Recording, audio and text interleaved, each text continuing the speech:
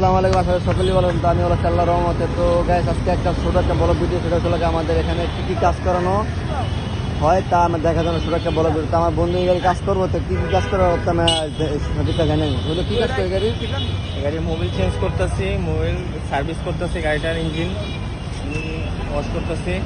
আচ্ছা, Plus তোমার এখানে কি কি কাজ হয়? সব ধরনের সব কিছু? আমার এখানে ইঞ্জিনের কাজ, ওয়ারিং এর কাজ, এভরিথিং, গাড়ি সাসপেনশনের কাজ, গাড়ির ফুল কাজ করা হয় এখানে।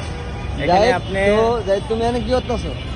এই তো উনি মোবিল চেঞ্জ করতেছে, আমি মানে ফিল্টার মিটার চেক দিতেছি সবগুলা ঠিক আছে নাকি, সারের কোনটা লাগবে এটা আমি দেখতেছি।